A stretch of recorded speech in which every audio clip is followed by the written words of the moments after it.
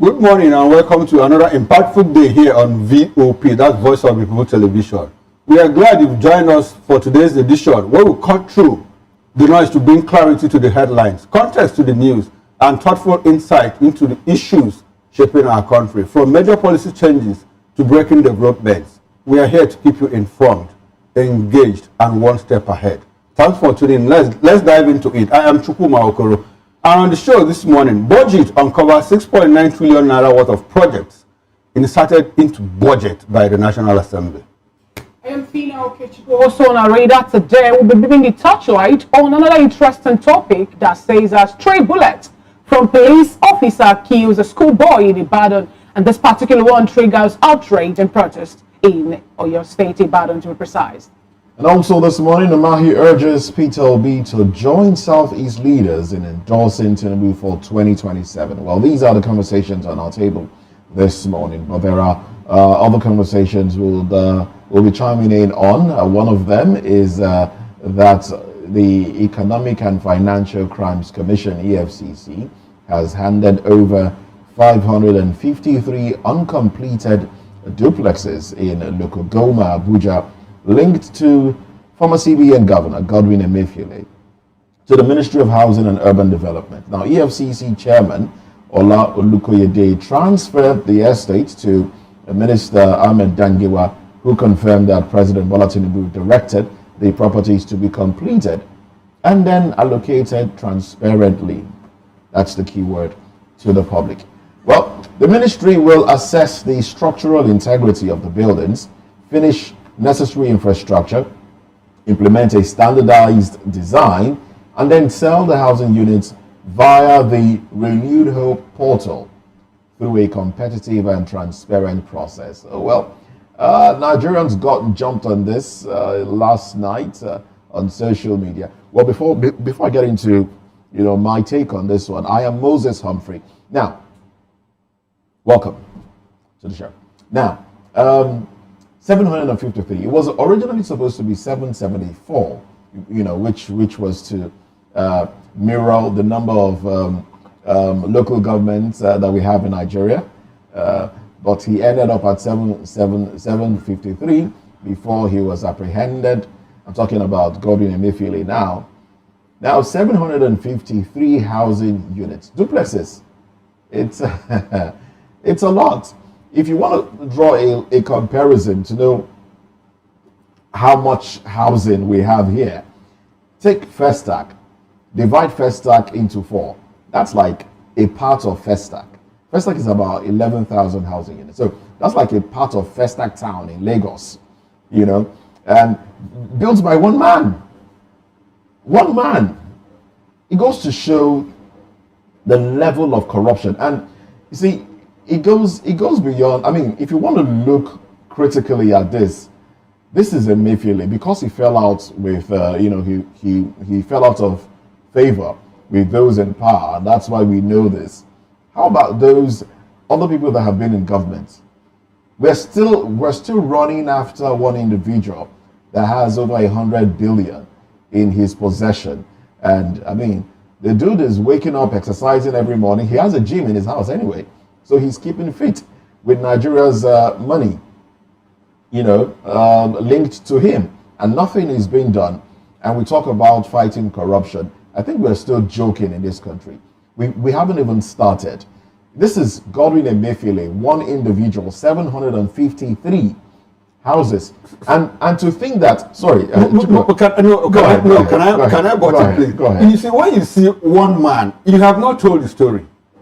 One man that we know. It is one man. And who is that one man? Former governor of the Central Bank of Nigeria. You can imagine. That's the story I wanted us to tell. That's the story I want us to tell. Not just one man. If you say one man, outsiders will probably managing a bank, Zenith Bank. Yes. From being a manager at Zenith Bank to the CBN governor, and then 750, and that's not all. Good. Other monies are linked to him as well. And we are talking about fighting corruption. The politicians alone, they've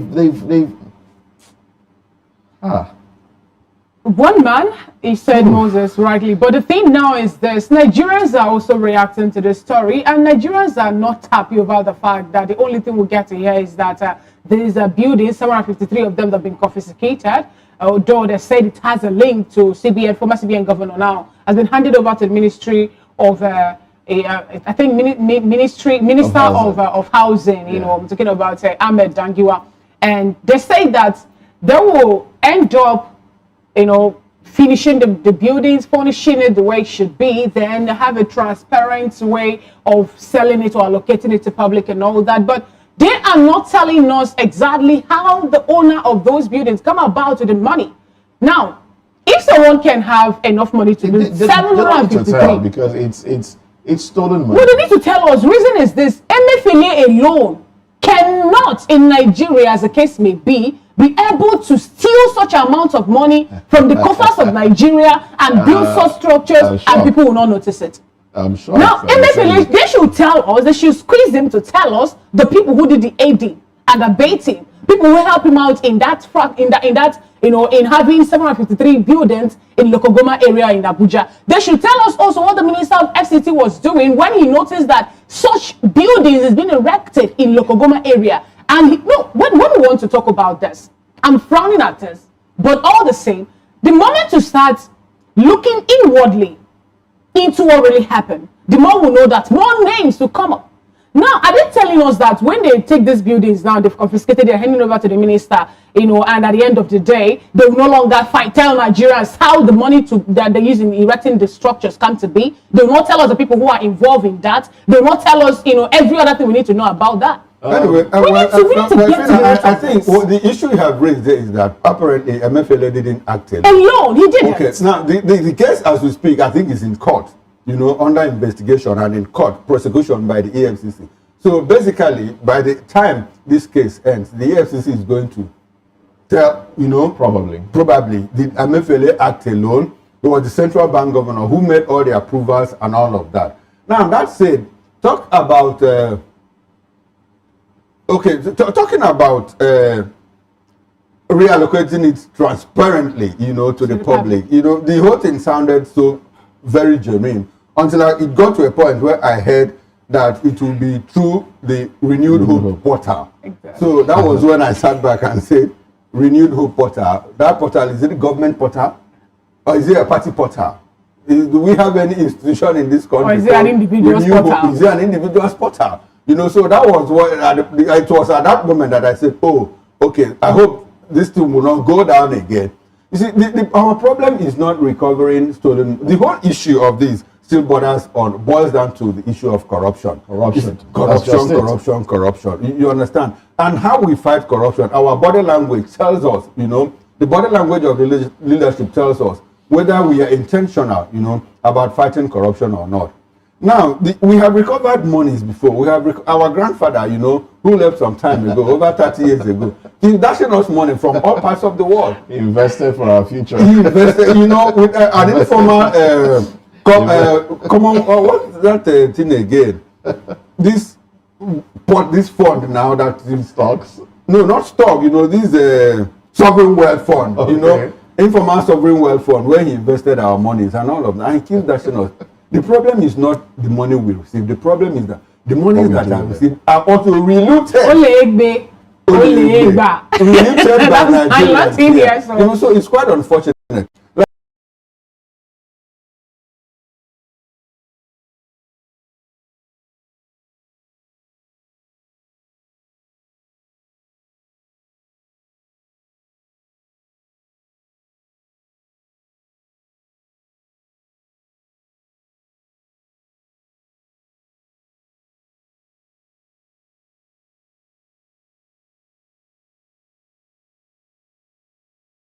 Actually. 22 million housing deficit in Nigeria. So 22 million housing deficit. So if we're able to, if we're intentional about doing that, 774, if we spread that, you know, with 774 local government areas in Nigeria, we shouldn't have a problem of housing. Shouldn't have a problem. That's the way it is. Unfortunately. So my concern now is, look, let us ensure that these houses are located to the public in a very transparent You and I manner. know that it's not So, happening. because when they say renewed hope portal, I keep asking, who owns that renewed hope portal? Is it a government institution? Is it a government portal or what? So please tell us, Ministry of Housing, let us understand how you intend to reallocate these houses to Nigerians. Now, let's move away from that. Former Kaduna State Governor Nasir El-Rufai said the public has lost faith in the judiciary due to delayed justice, procedural inefficiencies, and rulings that often favor the powerful. He condemned the use of ex parte orders in political cases and claimed justice in Nigeria is often for sale. But El-Rufai also criticized National Judicial Council, NJC, for failing in its disciplinary role, citing inconsistent judgments and lack of accountability for corrupt judges. I think we did talk about this a bit the other day, and well, nothing has changed. People are asking El-Rufai, why should you be the one, when you were in government, when you were as governor, didn't you benefit from the whatever indiscipline, whatever corruption that the judiciary has handed out to Nigerians? How many of those court judgments did you obey? How many did you disobey? And all of that. Some ex-handle users also said, look, if the judiciary wasn't corrupt, somebody like you should be in jail now for what you did in Kaduna State for 8 years, talking about ethnic cleansing, talking about genocide, and all of that. So, but the question, I always try to look at the message, not the messenger. If you take away the messenger, yes, the judiciary is corrupt. We had a senior advocate of Nigeria who joined us on the morning show yesterday, and he did admit, yes, that there is rot in the judiciary. Everybody understands. So the big question is now, how do we clear the urgent table? Under whose responsibility? Whose responsibility is that? Is it that of the president? Is it that of the Chief Justice of Nigeria? Who heads the judiciary? If you are talking about the Chief Justice of Nigeria, how did she get appointed into that position? Is she clean? So if she's not clean, how can she fight corruption? If she's clean, she can fight corruption within the judiciary and all of that. So it still boils down to the issue of leadership within the system. We have a leadership problem. It's nice that you ended by saying it boils down to leadership within the system, because, I mean, without pointing finger at any individual, from the very top, see, people will act based on the body language of the person at the very top. The boldness with which people would want to embezzle or steal will be determined by what they see the father of the house do, or how they see him act. If the person at the very top is like a daisical about things, of course, people will continue to steal and, you know, stuff things in their pockets. And that's what we are having in Nigeria. We have a significant leadership problem. Corruption, I dare say, it's like the oil that pours from the head all the way down. From the very top, you can if you dig deep, you can point to things to say, okay, those at the topmost part of this country have exhibited immense corruption. So why wouldn't it trickle all the way down? Talking about the judiciary, of course, even the NBA, you know, the NBA itself have shown that they have a propensity for corruption. You know, so who will bail the cat, as they say, or who? Well, that doesn't apply here. But who will cleanse the system? I think Nigerians should do the much they can in determining who gets to what position, and that will start from the very least of us refusing to collect handouts. It starts from the very least of us deciding that, look, my future is better than what I get to put in my tummy for now. This food I want to eat now. This money I want to have now. This car I want to drive now. Will I be driving this for the next 4 years without it going bad? Without me running to the mechanic? Will I be able to invest this little money I'm given now? If you know that you cannot, become wealthy collecting that little thing, then you know that you deserve a whole lot more, and then use what you have, which is your vote, of course, to determine who gets to what position. Because if we can put, a reliable person at the helm of affairs, when that person appoints people, he will, inadvertently appoint people with good character into positions, and also that will feel the effect of all of that. So it boils down to the people. It's up to you and I, really. It's up to you and I to cleanse the system. But then, what do we have, really? We have people that are looking for how to grab their own. Even Chukwuma has said, look, if he gets into a political office, he will grab his own. I wouldn't blame him. Which of the Chukwuma are you talking about? No, certainly not Chukwuma. And if I'm not even interested in public office. If you give me, I will take. I wouldn't blame you anyway. I don't have the stomach for politics. I don't have the stomach for politics. I mean, people, and you talk about it every day. Well, people who give birth to children are praying for the children to steal. They are giving them pen, say, look, with this pen you will sign off monies in this country. Newborn babies. And we talk about cleansing the country. I think we are still joking. The thing is, what joy do you think you will have when you know that the wealth you're flaunting today is ill-gotten? When I mean ill-gotten, it's not about those people that actually go for ritual killings, organ harvesting and all that. I'm talking about people who also commit other crimes, especially siphoning public funds. Now, when people wake up to say they are looking for a way to make people understand that, no, I did not kill anybody, but I took this money from the coffers of the government. Nothing is different between you and the person who is a highway robber. I'm sorry to say, with all due respect, to people who are out there and the only thing they have at the back of their mind is how to be corrupt fantastically for them to, take or benefit from the largesse moving around in this country. It's quite unfortunate that this is where we find ourselves. But anytime I look at what is happening, especially in the judicial system, it makes my heart bleed. Because these are elected colleagues. These are people that we expect that they should know better. These are the people that we expect that they should understand, that every action or inaction that one carries out in this life have a repercussion. But they will actually go against and do what they want to do. Someone told me sometime that when you go to the court of justice anywhere in Nigeria, you will find out that the Statue of Liberty is blindfolded because they don't have emotions and all that. It based on what you bring, what you can prove in the court. But gone are the days when that actually happens. Now in the court, people can sit down in the comfort of their home because they've collected money from behind, and they will now pass a judgment, or you defending what you know cannot be defended because you think you've sold your soul to the devil and you're looking at what you're going to benefit from that at the immediate. These are the things that we should understand, that posterity is there watching us. Yes, posterity actually is there looking at us. Erifai is the one talking about it today. He never knew that people would come up to ask him about the innocent persons that died in southern part of Kaduna when he was the governor of the state. We have the likes of former Vice President Oshibanjo also talk about how judicial system is very corrupt and biased in their judgment and all that. And people also could remind him also that things happened when he was there. Also, before he became the vice president, when he was there as a minister, and a whole lot of things happened under his watch here in Lagos, But when you understand that, people can forget. But you see, the social media platform, which we've come to embrace at this point in time, that encyclopedia cannot forget.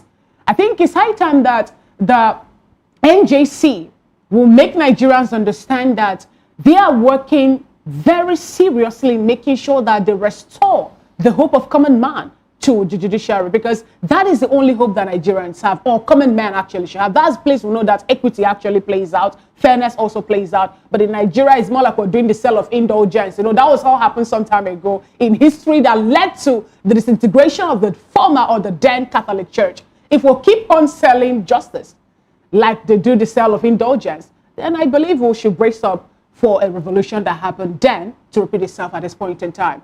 Away from that, members of the Trade Union Congress on Tuesday shut down operations at the Federal Ministry of Finance in Abuja during a protest over unpaid allowances.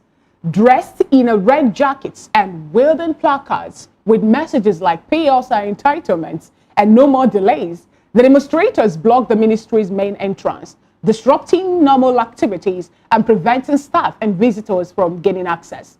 The protest, which created a tense atmosphere, lasted through the morning hours, though union officials declined media interviews, but their demands were clear from the inscription on the display. It was Moses that the other day that said something about how the poor man, the Hala prayer in Nigeria, and then the rich men actually are where they are doing chilling and enjoying themselves. Now, these are people who have actually worked they've done the due diligence, they go out every day running about them. Because we cannot keep on walking in this direction and expect a different or something to change in the international space. Oh, well, it's unfair when people work and not get paid. It's unfair, and they will have to resort to protesting to get what is due unto them. Well, all I would say in this regard is the relevant institution should look into the fact that these workers have done their own part. It's only right that they get paid. That is exactly what is happening here. All animals are equal, but some are more equal than others. Have you ever heard that the president, a senator, a governor, a minister was owed his salaries and allowances or his extra codes? If you have heard, if you have ever heard in this country, I've not heard. The only people that we hear are owed are teachers, civil servants, local government employees, and all of that. How about pensioners? My mother worked for 35 years, retired. She was never paid until she died. She gave her best to this country. She's not alone. Millions of Nigerians are like that, yet to have a country. It's quite unfortunate. In fact, government is even borrowing from pension. From pension. Yeah. And at the end of the day, they don't even pay the pensioners. So what do you call that? It's a whole Man's lot. It's a whole inhumanity lot. to man is what we It's call even it. worse than that. Right? I'm looking for a superlative, you know, with which to qualify what goes on in this country. In this country, I mean, it's just like Delefanimo said, if something happens, just pray that something bigger happens. And it's going to eclipse what happened. If you have a case, just pray that something bigger happens. It clearly, simply eclipses your own. And we move on. Just like that, happiest people on earth. Unfortunately, we have turned to the poorest people on earth. Well, we'll go for a short break. When we return, we'll get into newspaper headlines. Join us again.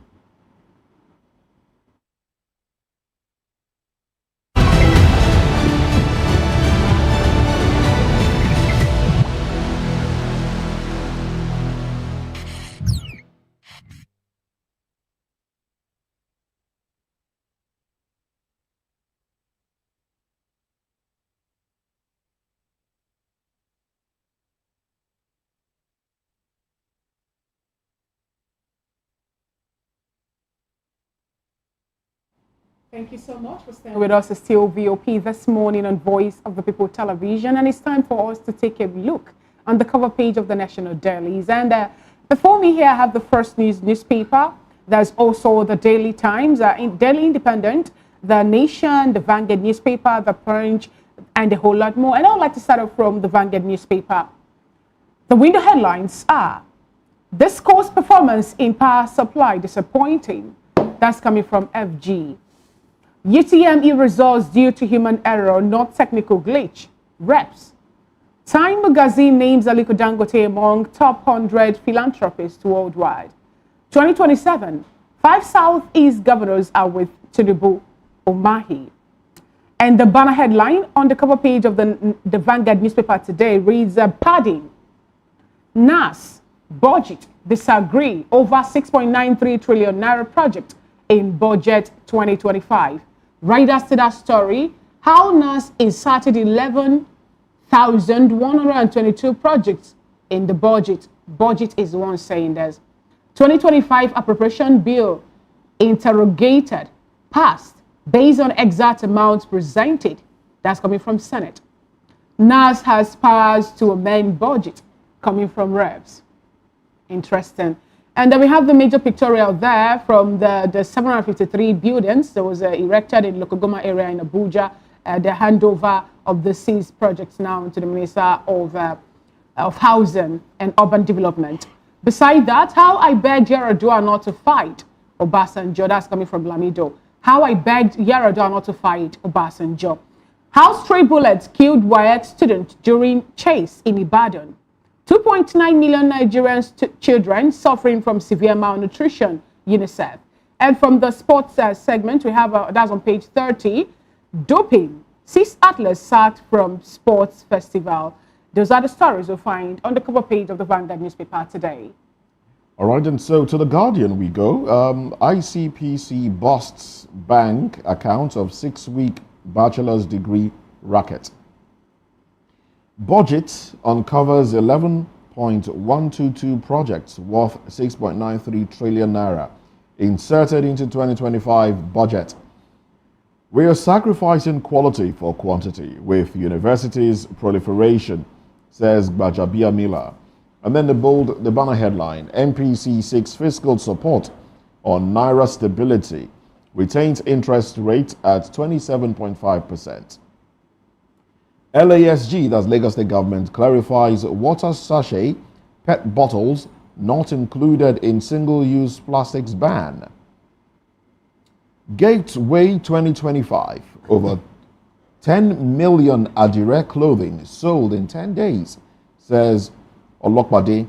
And then there is a breakdown of interest rates, MPR 27.50%, CRR 50. Okay, that goes on and on. We'll get into that at 10 o'clock during newspaper review. PDP turmoil escalates with Southeast factions at odds over secretaryship. Umahi affirms Southeast governor's support for Tinubu's second-term bid. ECOWAS at 50. Gowon restates Nigeria's foreign policy thrust as Akpabio urges unity, stability. FG to dispose 753 housing units linked to Emefiele. And those are the headlines. Okay, let's quickly run through the first newspaper. Beside the nameplate, you have the unfortunate story. Stray police bullet kills WAEC candidate. Nance demands justice. That's from the first newspaper. And the window headlines, FG to auction 753 unit housing estate seized from Emefiele. Court rejects VDM's objections in Falana's 1 billion naira defamation suit. 2.9 million Nigerian children suffer severe malnutrition. That's coming from UNICEF. Tinubu has Southeast governor support. Umahi tells Obi, join the winning team. Now the major headline, Lagos closes 5 orphanages in baby trafficking crackdown. There's, more stories. APC's Joe Ibokwe to federal government. Don't raise electricity tariff again. Let Nigerians breathe. I'll take that again for emphasis. APC's Joe Ibokwe to federal government. Don't raise electricity tariff again. Let Nigerians breathe. CBN keeps interest rate unchanged at 27.5% after NPC meeting. And the bottom strip, I am Igbo by blood. Davido dismissed tribal remark. That's all from the first newspaper. And that's how far we can go on newspaper headlines this morning. Join Moses and I at 10 o'clock for an expanded review of newspaper headlines. We'll go for a short break, and when we return, budget reveals 6.9 trillion naira worth of projects added to Nigerian national budget by the National Assembly. Join us again.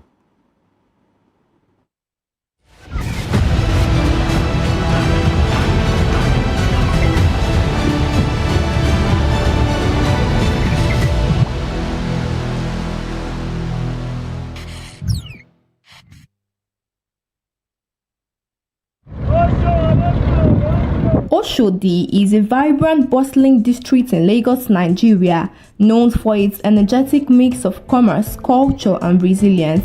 It is a place where opportunity and chaos thrive together, reflecting the city's dynamic spirit. Before Oshodi became a symbol of Lagos hustle, it was a quiet settlement occupied by the Awori people, one of the earliest Yoruba subgroups in the region. The name Oshodi is believed to have been derived from Balogun Oshodi Tapa, a war captain under the famous Yoruba warrior Oba Kosoko. With Lagos' rapid development, Oshodi became a key transportation hub connecting different parts of the city. By 1970 and 1980s, it had become a bustling marketplace and a major stop for people traveling through Lagos. Today, Oshodi is a lively and busy place full of people, market stalls, and activities from morning to night. It is known for being the energetic heart of Lagos and a challenging area due to the crowd and traffic. Despite the chaos, Oshodi shows the strength and determination of the people who live and work there. In recent years, Oshodi underwent one of the most ambitious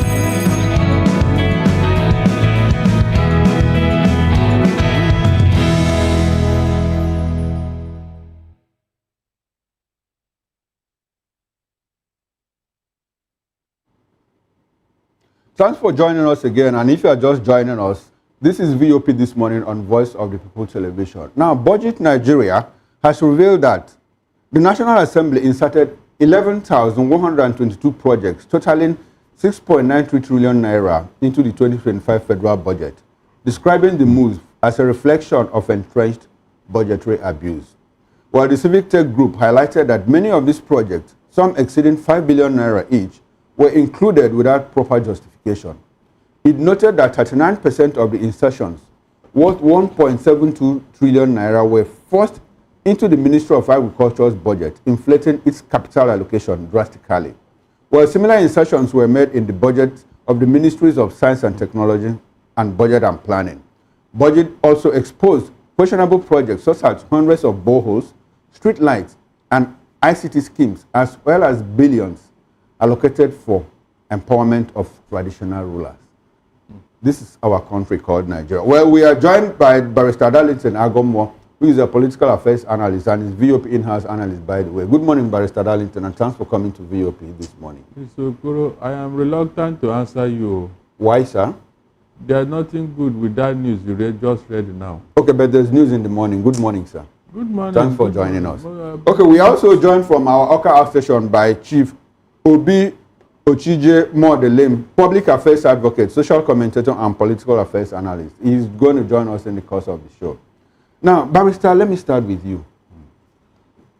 Budget has revealed that 6.9 trillion naira was padded into the budget. By the way, our budget, 2025 national budget, is 54 point something trillion naira. And out of that, we have a revelation by Civic Tech Group, it's the financial observatory, just discovered that 6.9 trillion naira was padded into the budget.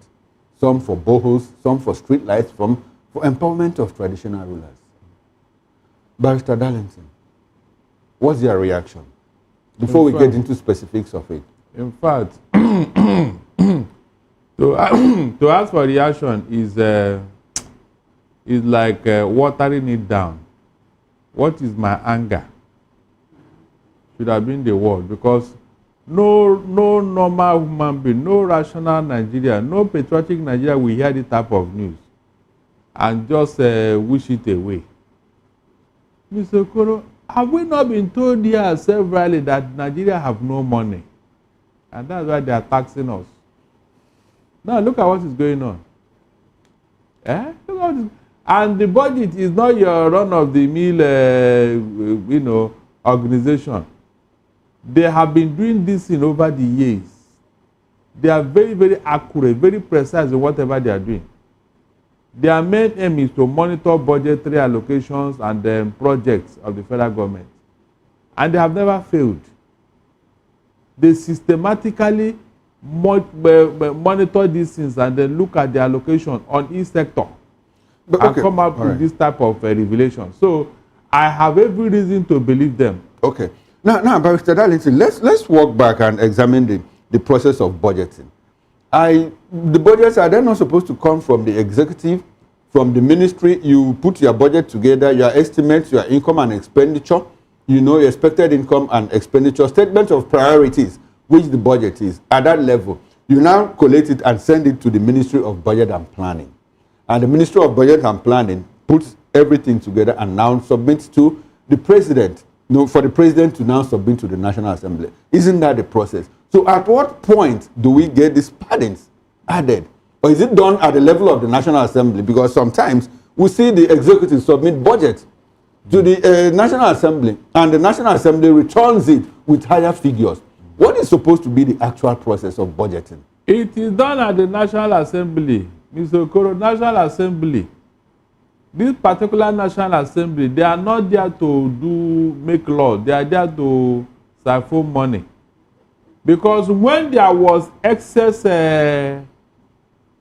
accruables from, I think, is it not custom and FIRS, yes. The president now asked them to include it in the budget as supplementary budget. Do you know that this National Assembly, on their own, included 170 billion on their own for approving that particular supplementary budget? They included 170 billion for their own use. No, my worry is this. This thing, is it like quid pro quo? But the National Assembly, they just pass, they don't sign. So when the thing gets back to the executive, does it look like the National Ministry of National Budget and Planning and that the presidency, they don't go through it to see, look, this is what we gave you and this is what we return. That discrepancy, who should be the one to identify such discrepancies? Now, I want us to get to the root of budgeting. The padding of the budget. Now, the padding is mainly at the national. I understand all of that. So why is it difficult for the executive to say, look, this is not what we submitted? So I'm asking, does it look like it is quid pro quo? You give and take between the assembly and the executive. You now know why they are silent on whatever Tinubu is doing as the executive. You now know why they are silent. It's because of this type of thing. They have been taken care of. Simple and short. Because you cannot tell me that when they return that budget to Tinubu for presentation, nobody at the executive goes through it. They see all these things, they know. But they keep quiet and silent because, yes, it is rub my back, I rub your back with our money. Barrister Darlington, before now, the Nigerians also raised alarm over the fact that they noticed some projects or some ministries that have already been scrapped out, still being included in Nigeria's budget. Exactly. And they made their voice to be echoed, to be heard in Nigeria. But yet, no one actually did anything about that. They went ahead to pass this particular budget.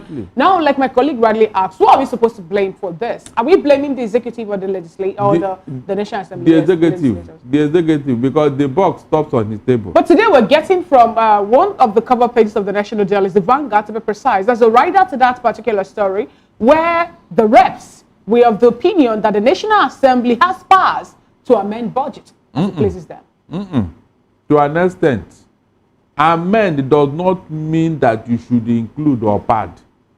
Are you getting what I'm saying? Amend. You don't just pad up the budget. You don't. It's not your purview. Amend does not mean adding. Overloading the budget with fictitious figures and the projects. That is not amend. It's not. Rather, the amend they are supposed to be is to prune it down. Prune it down so that what is budgeted is what is allocated. That is their job. To make sure that the executive do not inflate the budget. But in this case, they are the one doing it. No, another interesting thing, Barrister, is that we know that most of the money that we use for our budgets now is being borrowed. Maybe from World Bank or from IMF, as a case 13 trillion. Now, World Bank early this month made a statement that our 2025 budget is overly ambitious. Exactly. They made Nigerians understand that even what we were looking at, the projections that we gave for us to, increase the budget from what it was initially to 54 point something trillion naira now, it's not even feasible because the oil prices have dropped and every other thing, even the unification of naira and dollar also, we're still having issues with it now. Barrister, why is it then that the World Bank still gives loan to Nigeria, even when they know that we're heading towards having a loan default at this case, at the point maybe? Now, let me tell you, you see when they were telling you that somebody had paid money somewhere, they have cleared our debt. It is for them to be eligible to borrow more. You can see. That is the major reason. So that they can be eligible to borrow more money from this same financial organization, nothing else. It's not as if that we are so buoyant that we can pay all the money and all. No. They deliberately did that so that they can be eligible to borrow more money, especially for this budget. Already, you can see now, they have already shared the budget money. So they'll be looking for outside to get more money, to do whatever they want to do. Have you seen it now when I tell you that Tinubu doesn't want to do anything? All these promises are just by word of mouth. There's no money to do anything. They have already taken care of themselves. You can see now. Thank God for this organization that every year they monitor budgetary allocation and they come out with something very, very damning. All right, Barrister. So you can see the reason why they have paid that money and they are celebrating it. It was paid to IMF, not even to World Bank. And we also know that the same particular money have SDR that will be paid from this year till 2029. IMF is like a collateral for World Bank. Interesting. It's like a collateral. All right, Barrister. Let's get Chief Obi Modupi join the conversation. Good morning, Mr. Modeling. Good to have you join today's conversation. Good morning. Interestingly, we're getting another report from Budget that the 2025 budget is being padded. First, it was Ningi Abdul that talked about the padding of the budget. He was suspended.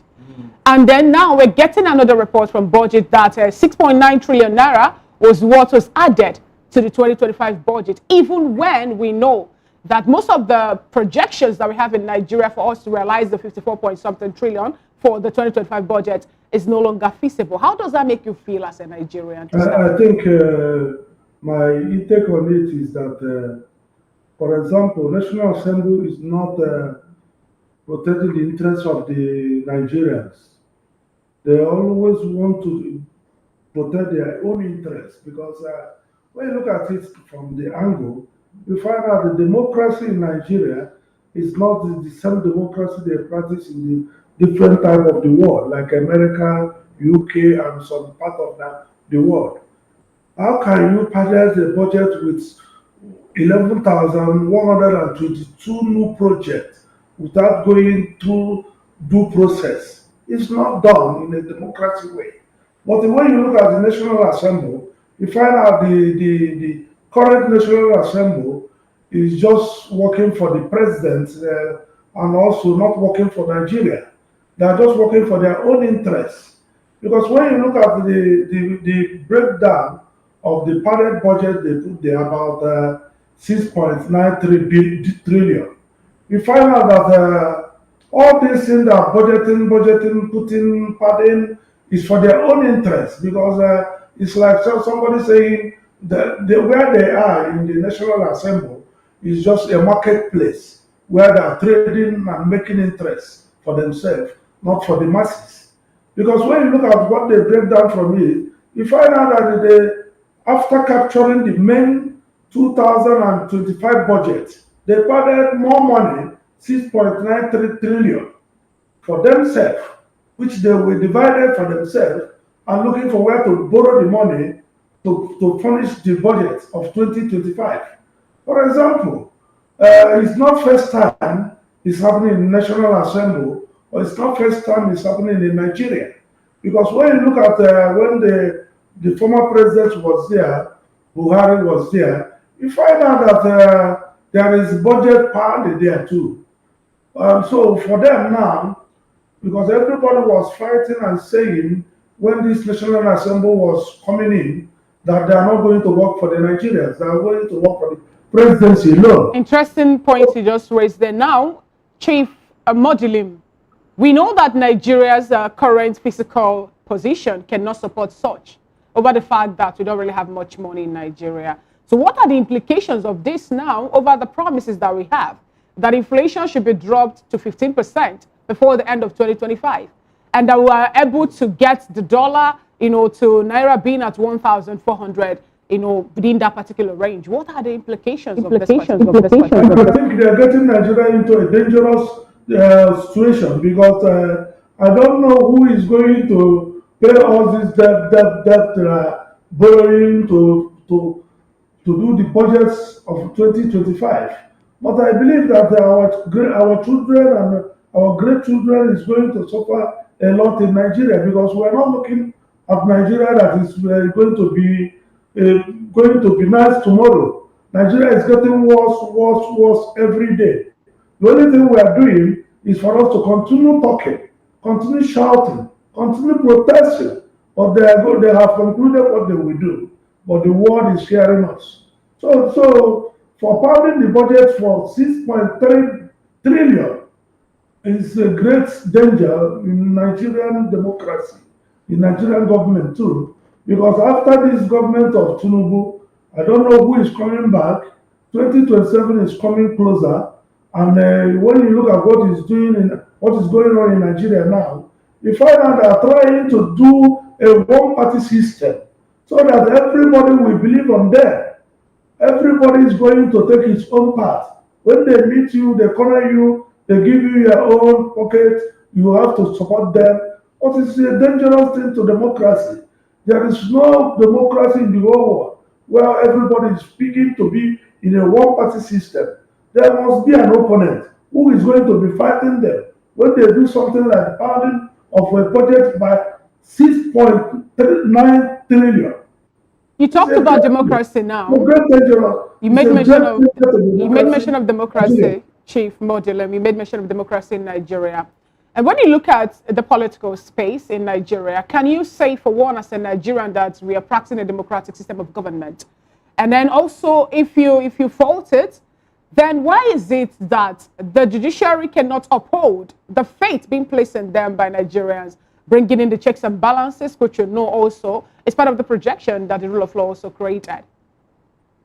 Yeah, when you talk of department of different in Nigeria, like judiciary, you can find out that our judiciary system is, let me say, it's a little corrupt. Let me not say it's a big corrupt. It's a little corrupt because when you find out in a constitution, amendment of constitution, you find out that the president still have a power to appoint the, uh, the chief judge of the federation and also appoint the Supreme Court judges, part of it. There is no independence there.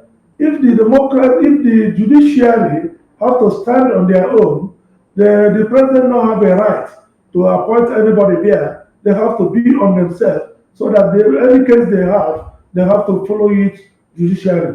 But when you find out that the presidency still have power to appoint them, there is no way judiciary will be for the common people.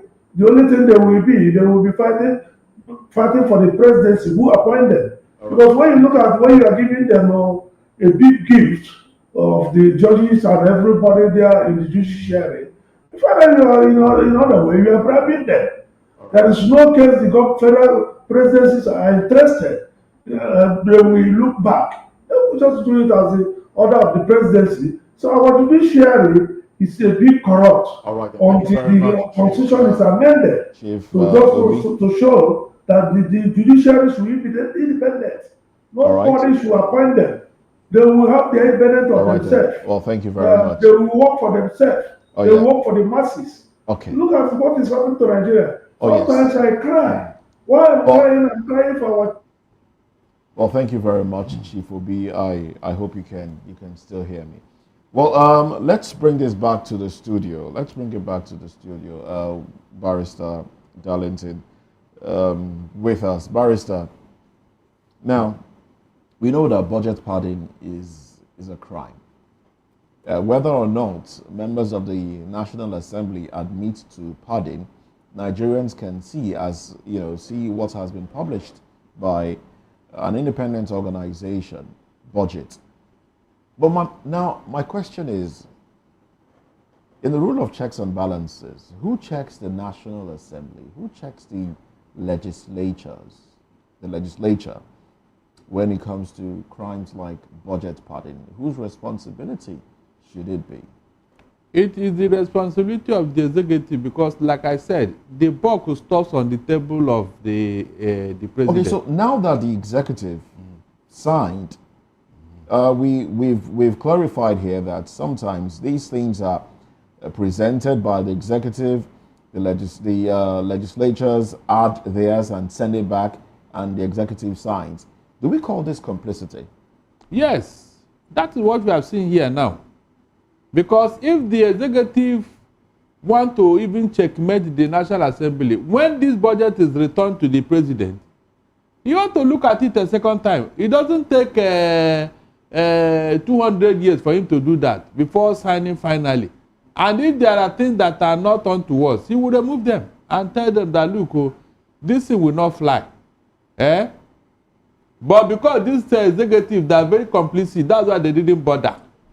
They forgot that there is a watchdog somewhere.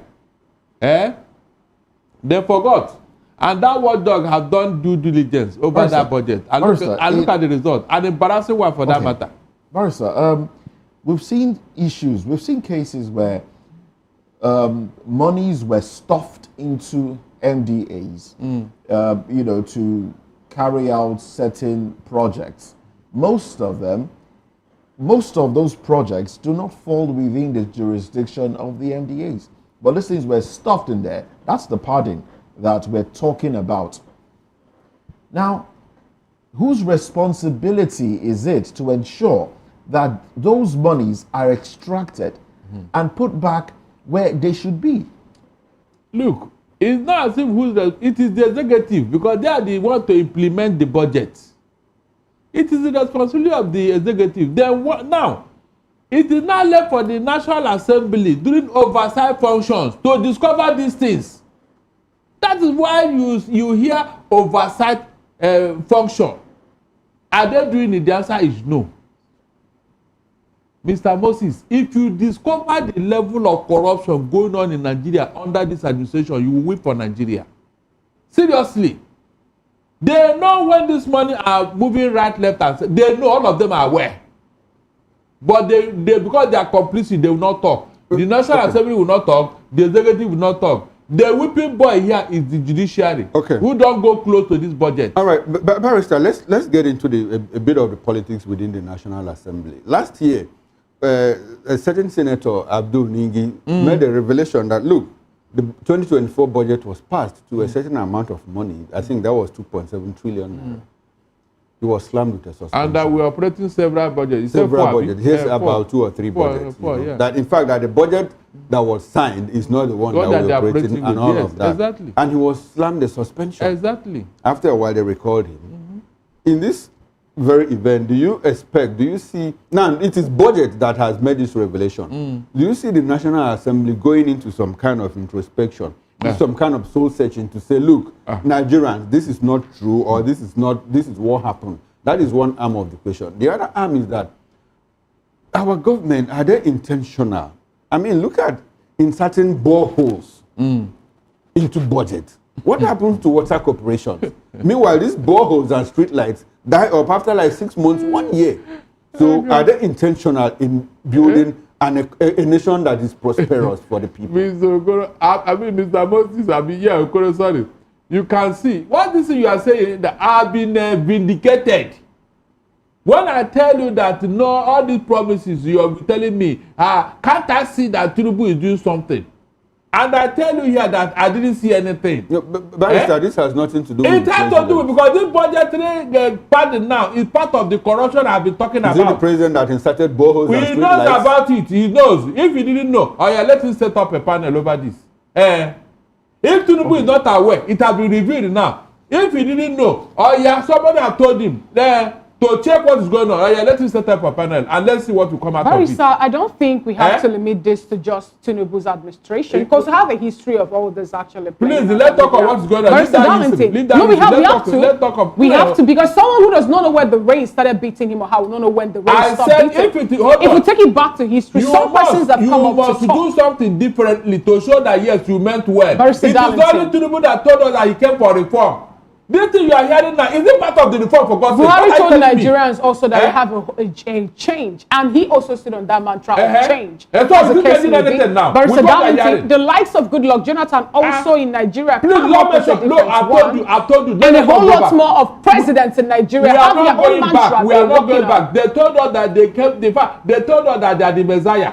Messiah don't behave like this. If Nigerians actually are not looking for how to be liberated, in 2015, Nigerians will not go out to vote out PDP, Barrister Darlington, after 16 years in office.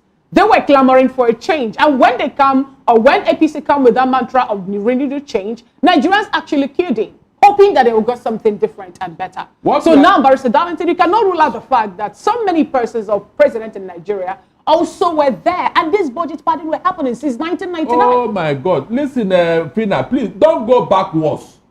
They are in office now, and they say they are reforming. That's why I am against this reform Tinubu is telling us. What you are hearing now, is it a reform?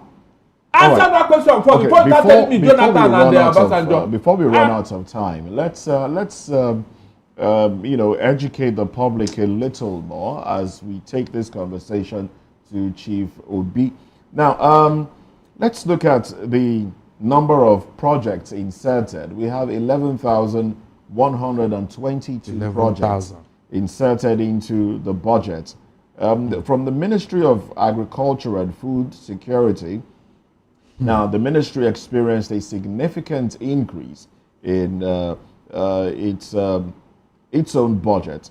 Specifically, 4,371 projects worth 1.72 trillion naira was added to the ministry's budget. Now let's look at a few of these projects that were inserted, and this also borders on constituency projects and the rest. Chief Obi, I'll be coming to you on this one. 1,477 street light projects valued at 393.29 billion naira. Boreholes, Chukuma mentioned boreholes already. Well, let's give you a number of these boreholes. 538 borehole projects, totaling 114.53 billion naira. 2,122 ICT projects worth 505.79 billion naira. And these are the things, streetlights and boreholes are the things that were added to the budget to inflate the figures. Chief Obi, how does this make you feel? Do you think there is hope anywhere for Nigeria and Nigerians to deal with this immense corruption that is staring us in the face? When you look at the breakdown of the budget, you find out the 1,477 street light projects was budgeted about 393 point something billion to do. When you look at it, you find out that I don't know whether the National Assembly feel that Nigeria are deaf or that they are not a human being to deceive like that. And when you look at what they say about the borehole of about 528 borehole, you find out the budget they gave there is about 114 point something billion naira for borehole.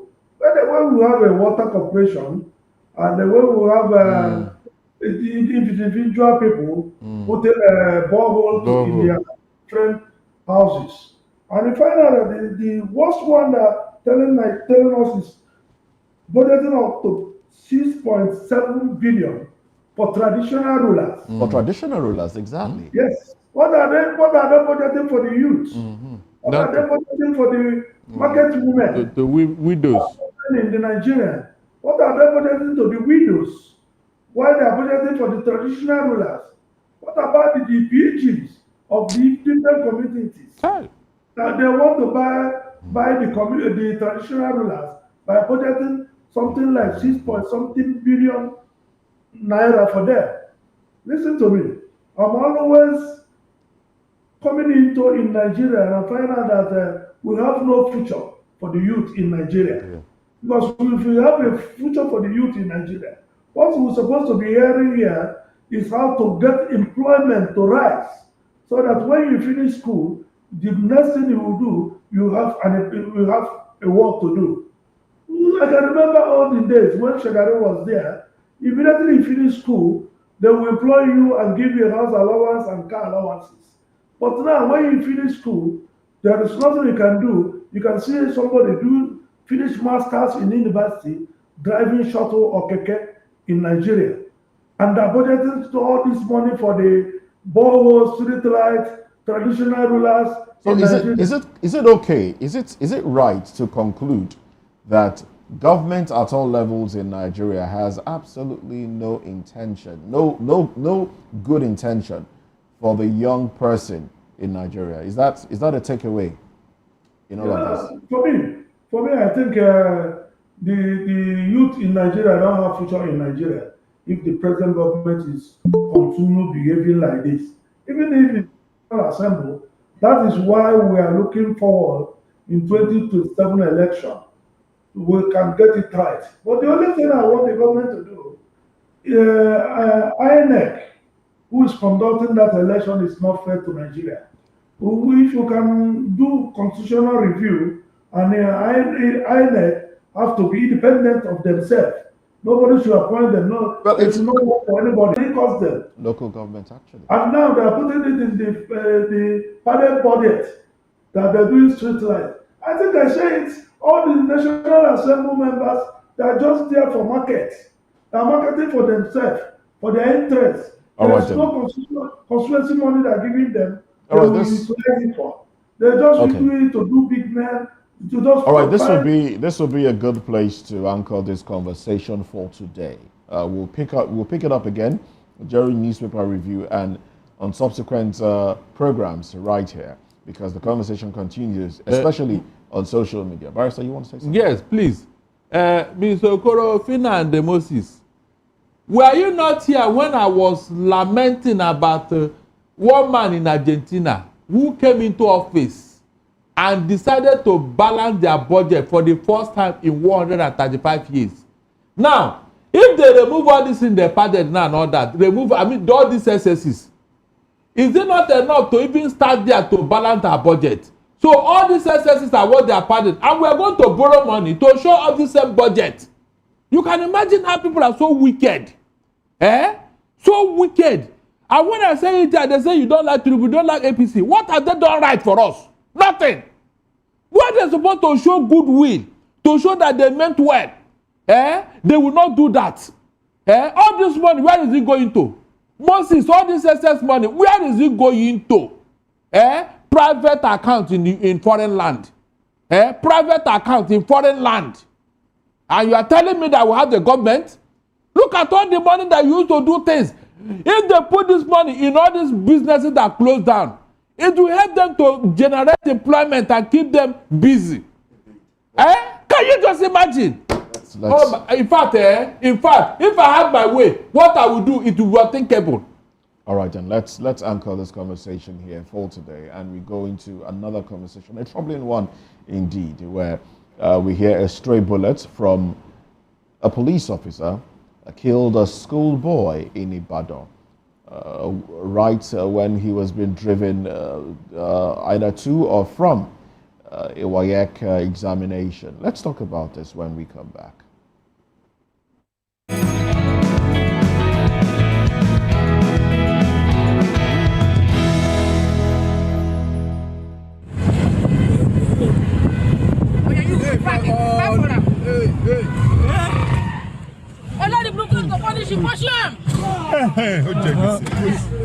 Good. Comment tu fais là?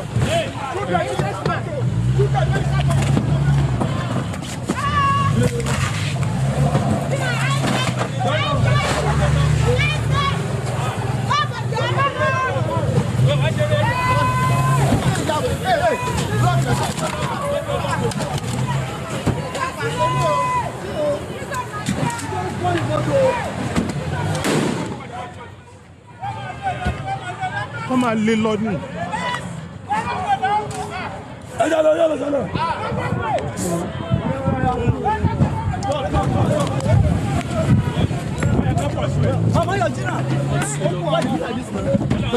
Yeah. Kò lè lọ.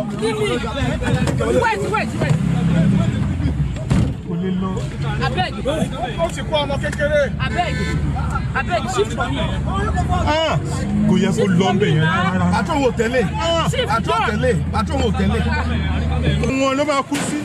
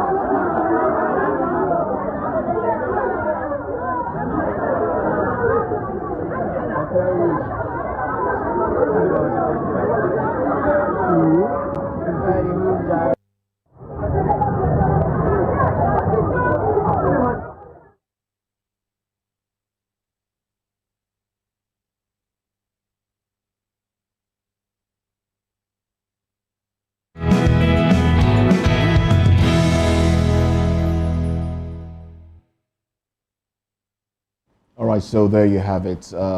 Clips from that incident that happened in Ibadan. Tensions flared in the Alakia Gbagi area of Ibadan, Oyo State, yesterday, Tuesday, following a tragic death of a schoolboy who was struck by a stray bullet, allegedly fired by a police officer. Now, the incident reportedly began when the boy's father attempted to evade arrest after allegedly running a traffic light. Well, eyewitnesses said police officers gave, a hot chase, and one fired at the vehicle, aiming for the tires, he said, but the bullet hit the child inside the vehicle, and the boy was rushed to a hospital but was confirmed dead on arrival. And in response, an enraged mob carried the corpse of the little boy to the Oyo State Secretariat, staging a protest and demanding justice and accountability. Well, as that, we yet to hear from the police in this regard because they were contacted, but nothing has been said. You're still seeing clips of that video right there, unfortunately. Oh well. We have with us to look into this, we have Mr. Williams Edie, who is a public affairs analyst, a political analyst, commentator, and a farmer. We also have from our Oka station, Chief Obi Ochije Modelim, a public affairs advocate, social commentator, join this conversation. It's a pathetic one, I must say. I'm going to start with Chief, and then when we confirm connection to our other studio, we'll get the other guests. But Chief, I hope you watched that video. I hope you've seen this story. Well, some have said that the father of the boy was wrong. He beat traffic lights, and he also tried to evade arrest, knowing fully well that he had his child with him in the car. But the point I'm gonna make, or the point I'm trying to make here is, why is it that, is it justified? Can we justify the policeman for opening fire? Well, he did say his intention was to shoot at the tires so the vehicle would stop. But can we justify that action? Maybe he thought it was a kidnap case, or maybe he thought it could be anything. But in what way can we justify that action?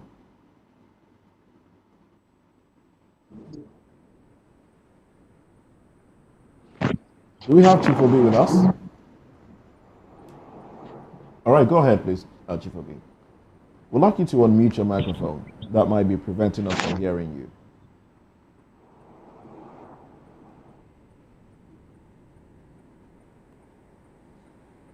Well, we seem to have a network problem with with the Chief Obi in Awka, in our Awka studio. Well, let's go over to Benin now, where we have Mr. Williams Etiye joining us. Good morning to you, Mr. Williams. Good morning. Can you hear me? Yes, yes, we can hear you. Well, I'm going to ask you the same question. I do believe that you've been listening. Can we justify the police action there as a way of stopping an errant driver who's trying to escape justice? That is not enough to justify the policeman action.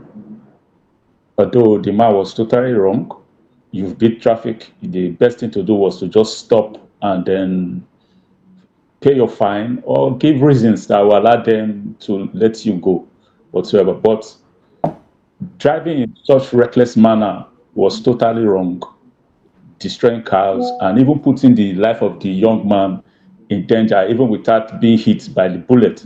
Then on the side of the police, I think that was totally wrong to avert or whatsoever bring the man to justice. Okay. With a firearm, and there's a young boy in the car. Okay. First of all, that is not even the way to handle such issues. The was totally wrong, and now the young man is dead. You know, I have this problem with the Nigeria police force. You know, every morning they just get to these various stations, you do your morning parade, no routine check on them, no emotional, no psychological check on them, behavioral check on them, just give them firearms and then they go start mounting roadblocks. It's becoming a menace. Even in Edo State here, we are having such complaints on a daily basis. Stray bullets hitting innocent Nigerians, innocent Edolites. I think the Nigerian police need to do something about this. You don't just give anybody firearms to go marching roadblocks. So what do you think? What do you think would be the solution to this? Should the bullets be taken away? Should live ammunition be taken away from them? And maybe blank bullets given to them, or maybe something else, tasers or tear gas or something. What do you think should be the solution here? You know, during the NSAS, this thing you just said now was just a rampart, saying that they should have used a non-live bullet. I think we have rubber bullets that can hit you and then render you in a very weak situation, and then you can be apprehended and then arrested. I think that's the best thing they can do. Okay, let's put it like this. Since they are being attached to traffic officers, I think that's the best bullet for them to carry. Rubber bullets. You can only give live ammunition to live bullets to let's say border police, people who are in sensitive areas where you know that there are regular criminal activities. Those are justified reasons to give a live bullet to police officers. But when in the city, I think they should not be carrying live bullets. All right. Well, thank you very much, Mr. Williams Etiye. Let's go back to Awka now, where we have Chief Obi. Chief Obi, I do believe that the issue with the network has been fixed. So let's get your reaction to that video.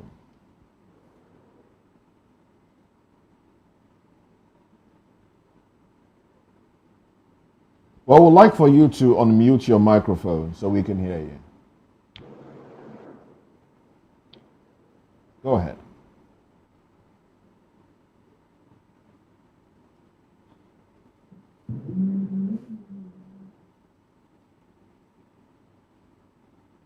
All right, and unfortunately, we still have that issue. Well, let's go to Muyiwa now. Muyiwa Adeyemi, who is joining us from another of our outstations. He's a political analyst. Good morning to you, Muyiwa. Well, good morning to you.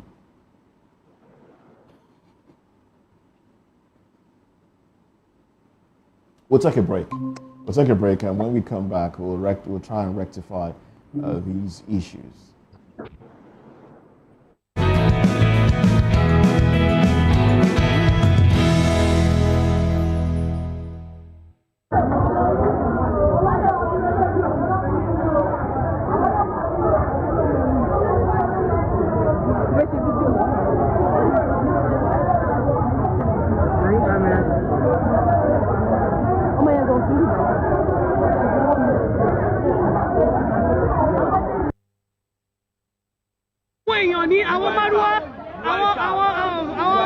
Maruani.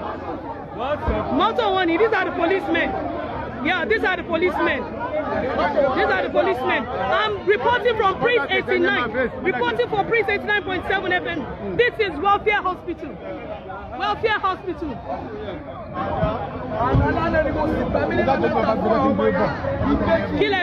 I need to see that boy. Hey, Jota, can you show you money that interview? I want to show you one. Uncle, please, can you say something? Hey, Jota, don't let me sorrow. Kilo shele. Okay. Hold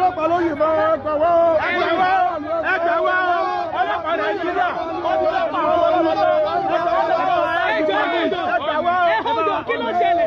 Uncle God bless you, kí ló ṣẹlẹ̀ sir? Ẹ dárúkọ yín. Okay. Now, I was near airport. Okay. So, one pursue motor in boy. Okay. Àwọn tí mà. Okay. So, àwọn parade ọlọ́pàá yẹn náà. Okay. Wọ́n join wọn. Okay. So, kàtà rí ni pé mọ́tò ẹ̀ ṣe wọlé sí one way. Yeah.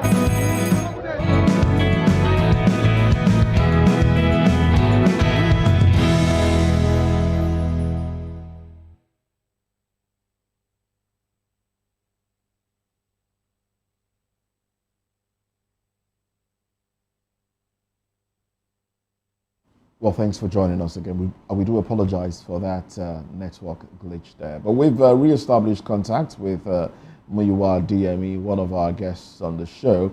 Good morning to you. Good morning. Well, good to have you join the conversation. Muyiwa DME is a public affairs commentator. Well, the report we have that was on social media is that that man in Ibadan yesterday was trying to evade arrest after, overrunning the traffic lights, and then he was shot at as a way of, demobilizing the vehicle. And the question is, should that have been the job of the police in the first instance? When we have traffic officers, we have, different traffic officers. Should that have been? I know that some policemen are attached to these traffic officers, but should it have been the job of the police? In other climes, we have technology. If one beats traffic, technology captures the number plate and the fine is sent to them and they're made to pay. Why can't we do that here in Nigeria as against chase people and end up killing people? Well, I think the whole event is quite unfortunate. It's not what is expected at this time and age in any part of the country. Simply because, apart from technology you mentioned about, nobody, no sane human being will expect a policeman carrying firearm and shot at a driver that evaded or did not obey traffic lights. First and foremost, it shows the state of mind of some of the policemen you give firearm to. Nobody, I think the IG should be ready to take responsibility, at least for this action. Because one, is the man that been identified as a criminal. What actually happened? Because he did not obey traffic, and you say you want to demobilize the vehicle. So that's why you must pass judgment, and the judgment is by shooting at the vehicle, without killing 5-6 people because he evaded traffic lights. So I just take responsibility for the kind of people giving firearm. These bullets, these guns were purchased to protect lives of Nigerians, not to kill them. Number one. Number two is that in the Lagos State here, because let's be frank with ourselves, in Lagos, I do not see reason why any policeman in Lagos State should do that. As I'm talking to you, I've had fine twice. Only for not anyone. It's not because I didn't want to obey. I've already been on a speed before the red light came up. It's like non-stop in the middle. Okay. And that day, I received bill twice now, 20,000 each for not obeying traffic. Oh, okay. All right. Thank you, Muyiwa. Let me stay with you on this. It's an unfortunate incident. It has already happened. So probably, I think what we should be doing now is talking about preventing future occurrence of this kind of unfortunate incident. Now, if you look at the police, Nigerian police, what prescriptions will you make going forward? You said that the IG of police, the IGP, Ebodoku, should take responsibility for what happened. We understand that he is at top, at the head of the police agency in Nigeria. Going forward, what should be the rules of engagement for policemen, traffic policemen, armed policemen in their engagement with the civil society, with civilians? Should they go with live bullets just to pursue drivers who beat traffic or who drove against traffic, DAT and all of that? What are your prescriptions if you understand all of this? I like the fact that you talked about having also infracted and you were fine. Going forward, what should the Nigerian police do?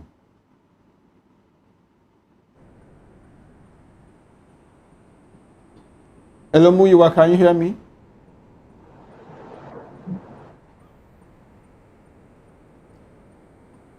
Okay, let's go back to, we're having a network glitch there and we lost Muyiwa's connection. Let's go back to Mr. Williams Edea, who is in our Benin station. Mr. Edea, if you follow this conversation, did you get the question I asked Mr. Muyiwa Adeyemi?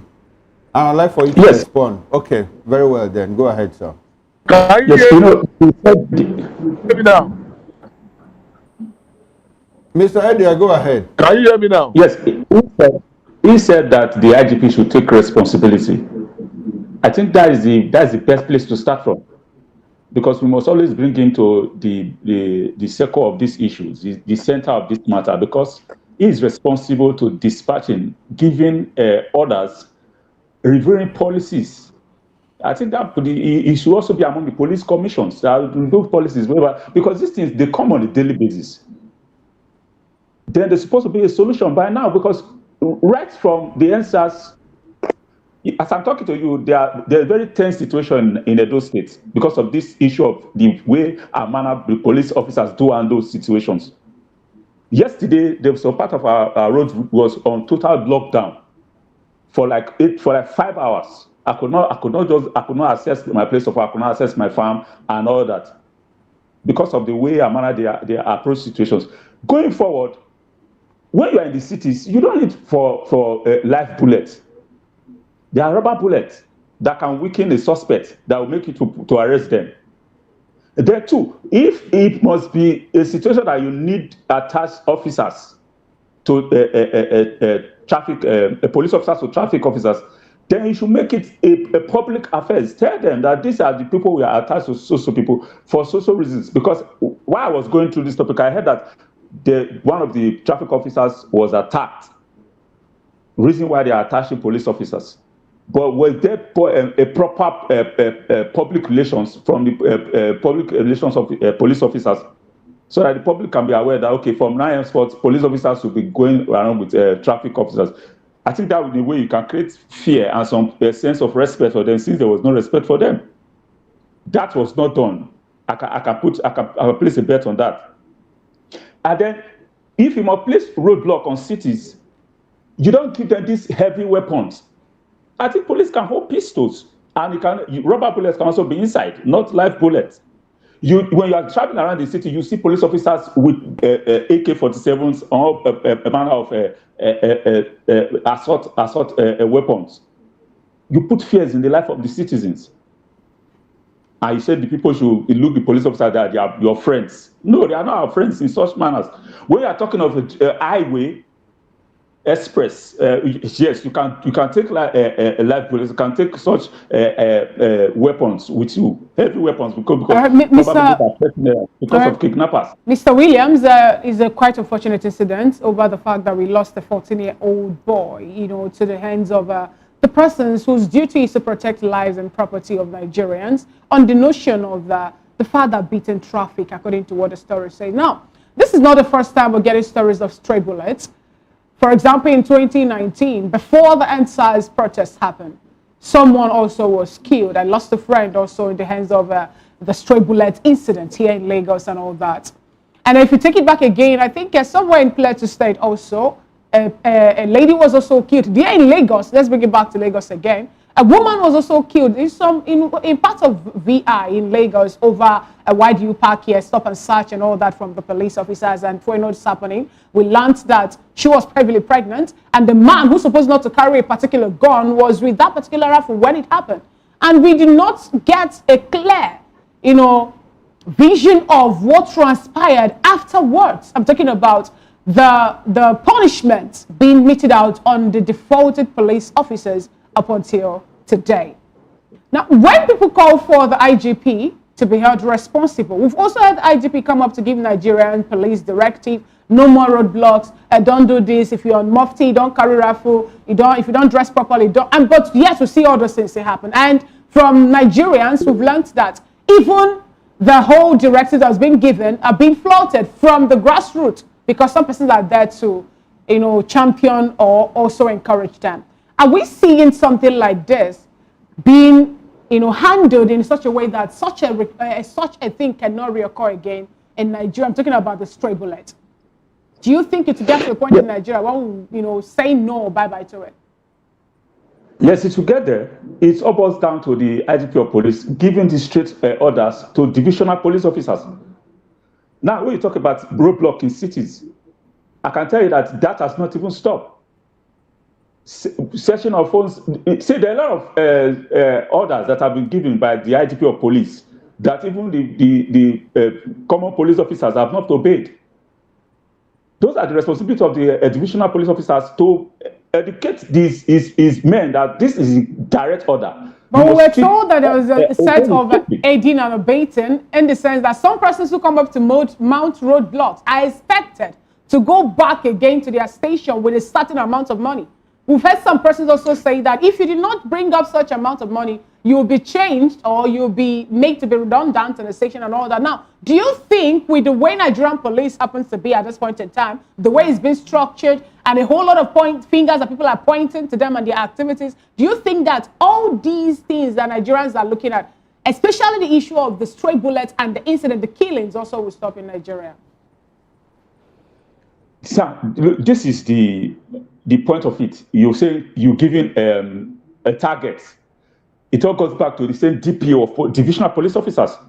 Because a police officer cannot just go, because I think sometimes there was a day I went through some areas in Ugbo axis in those states here, doing some personal research.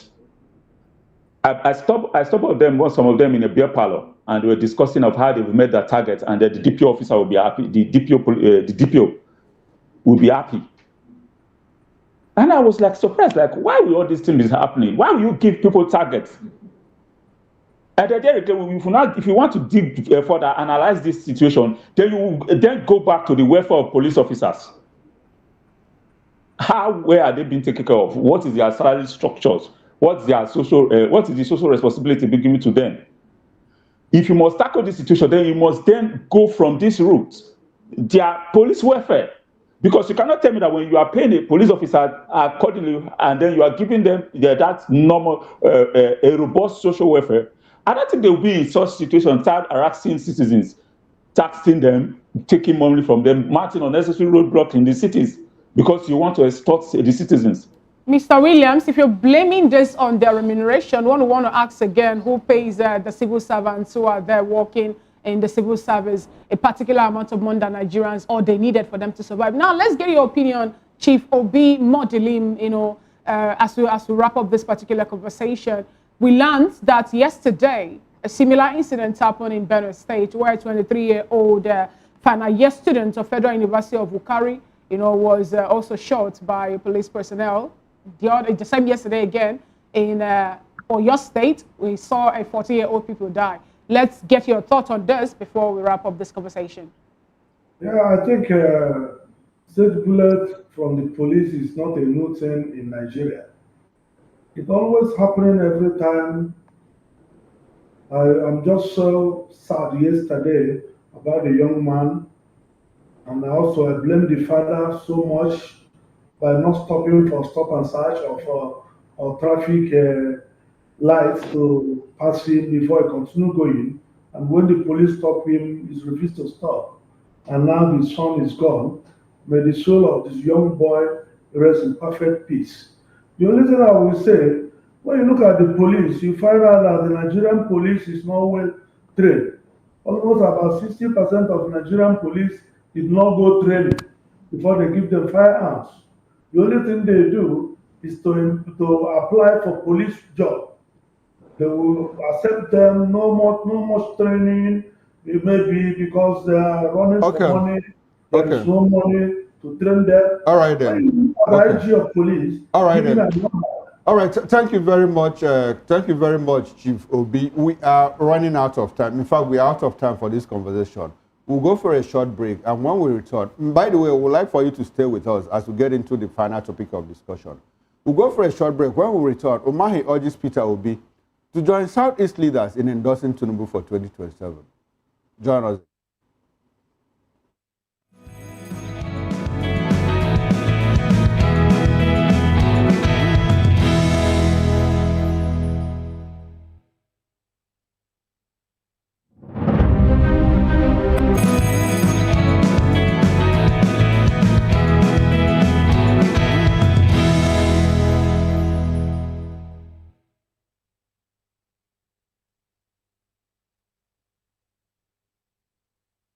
Thank you so much for staying with us. It's still VOP this morning. Minister of Works, Senator Dave Umahi, has stated that all 5 Southeast governors, regardless of political party, are now supporting President Bola Tinubu for the 2027 election.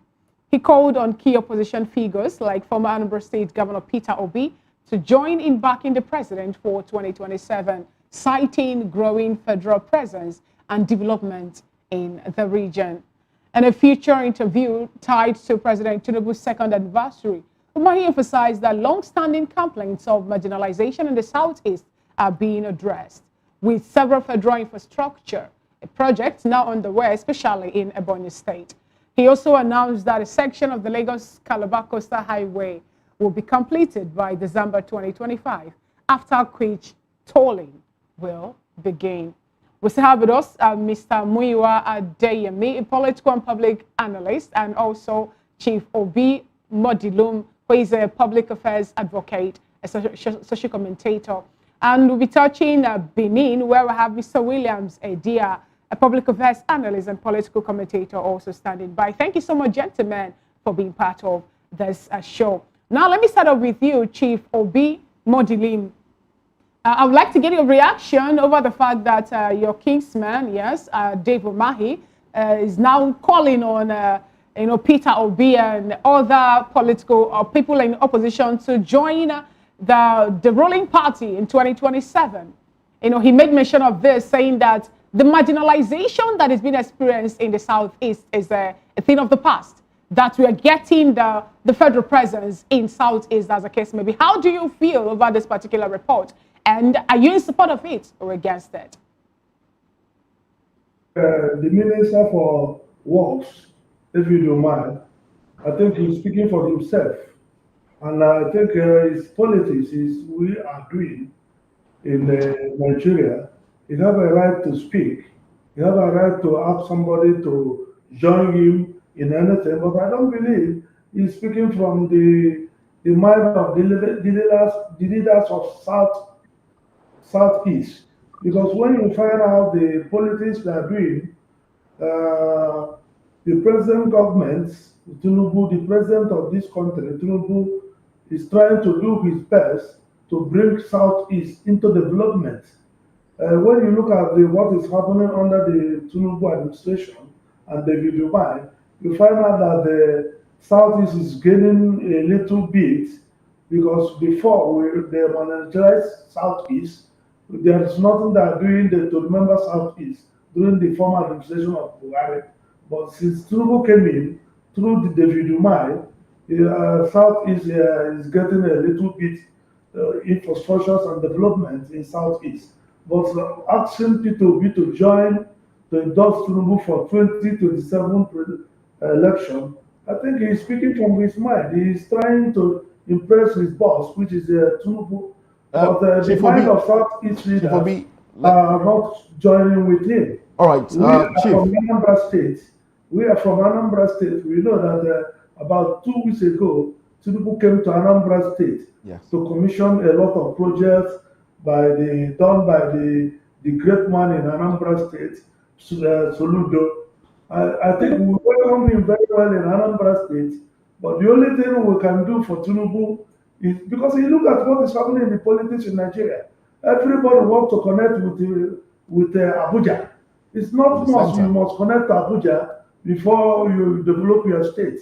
So when I look at David Mai, I find out that he's trying to impress his boss by asking Peter Obi to join them to endorse Tinubu. It cannot happen. I'm not speaking from Peter Obi, but I know Peter Obi has been there for a long time. After Anambra State, he went to Labour Party contest election on 2023 and trying to have a coalition now to come out again to contest election.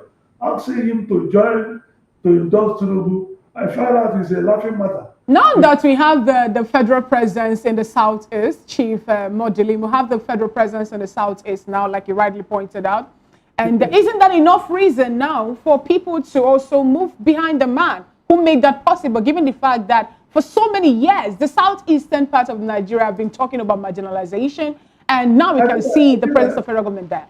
I think I say it. I say that under Tinubu, Southeast is getting a little, not a much. We're getting little from the Tinubu administration because when you look at the Southeast before, you find out like we're test citizens in Nigeria. But under Tinubu, we are trying to measure up, and he's doing a great thing for Southeast. But the only thing we are praying for him, we belong to Nigeria. Is not only rubbing powder on our face that will make all of us to endorse him. We are looking for before 2027. We find out that the Southeast roads, bad roads we have in Southeast, infrastructures we have in Southeast, everything will be nice. And we look at it and say, this is a good president. He remember us when he was there in first tenure. Let us support him in second tenure. But for me, where I'm getting it wrong is for Umahi to ask Peter Obi to endorse Tinubu. That is where I'm getting it wrong. I know that I'm not speaking from Peter Obi. Peter Obi will speak for himself, but it's like a laughing matter. The only thing we are praying for Tinubu, let him continue what he's doing in Southeast, because when you look at the Niger development Southeast, you find out that he appointed a good son of Anambra State. All right, then. Indeed.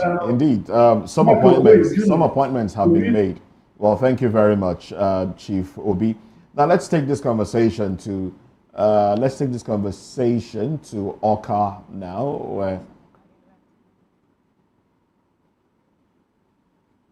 All right, let's take this conversation to the other man. What's his name? Muyiwa Adeyemi. No, let's take to the other person. Has he left? Williams. Yes.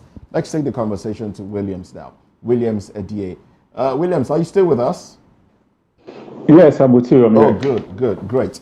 Now, in all of this, the politics being played now, do you think if Tinubu decides to win the love of the Southeast come 2027, will a release of an intervention and probably a release of Mazi Nnamdi Kanu be the card that will sway votes his way in the Southeast come 2027? I don't think that should be a determining factor. You don't? But for the young man, he's been on detection for too long, just because he's fighting for the rights of a region. I think I don't know. I don't want to even do any of that. But on the topic, I think he's speaking for himself, just like my other brother said. And I think that would be a total disrespect for the total Southeast people. It is the constitutional right of the people of Nigeria or a region that we should have development in different manners. So I don't think because of development that is going on, you now want to coerce me or you want to talk me that I should support the president in a second term bid. No, I don't think there should be any justifiable reasons for that. Because if you look at the way and manner, I think I would describe that as a heavy cryptic manner that they are trying to turn the country to a one-party system, which is a very dangerous threat to democracy. I will take you to Port Harcourt, Rivers. The next time, probably next time you will see Fubara, he may be an APC governor. And I think if you see what the gentleman passed through, the way and manner they coerce him, that's injustice to democracy. So you don't need to start forcing Nigeria or forcing a region to support a man that appointed you simply because he is giving projects. And when you talk of marginalization, I think they've really not gotten enough. They've really not gotten enough. And I think saying that because of the project and you being appointed is a justifiable reason to say that enough has been done. All right. Now, I would say it's a total no for me. Okay. All right, then. Thank you very much, Mr. Williams. Now, let's try to reestablish contact with Muyiwa Adeyemi. It's unfortunate that we lost his connection. Good morning again, Muyiwa. Have you joined us? Have you rejoined us? I've joined you since. Good morning. How are you? Okay, very well then. Thank you very much. Now, we are discussing the Southeast now. Dave Umahi, Minister of Work, says that, look, the Southeast governors have endorsed the president for 2027. And he asked Peter Obi, to bury his ambition and join his fellow governors or his fellow governors, by the way, a college of governors, to endorse president for 2027. What's their reaction to that? Is it something that some people have said, look, it's an insult to Obi himself? Others have said, well, if it's good for Obi, it's good for Obi to, just to put down his ambition, because according to them, the president is doing a lot of work in the Southeast. What's your reaction to that? We are running out of time. You might have to put together your concluding thoughts, which are major thoughts in this matter. Well, first and foremost, the first question I want to ask is that where, at which meeting did Southeast leaders, opinion leaders met and endorsed Tinubu for second term? That's number one. I have not read that there was a place or there was a meeting where critical stakeholders, interparties, and everybody in the Southeast endorsed Tinubu. So I have not read that, And if that is true, that means that Umahi is speaking his opinion and is entitled to be and should be seen as opinion. Number one. Number two, we don't need to glorify the president for performing his constitutional rights to the people of Southeast. If you have a 6 political zones in the country, as the father of all, I think it should be fair to all the 6 geopolitical zones proportionately. So if Southeast is getting the ideal of contracts from the federal government, we should not start clapping our hands for somebody doing what he ought to do. Number 3 is that if you look at the politics of the Southeast, we have 5 states in the Southeast.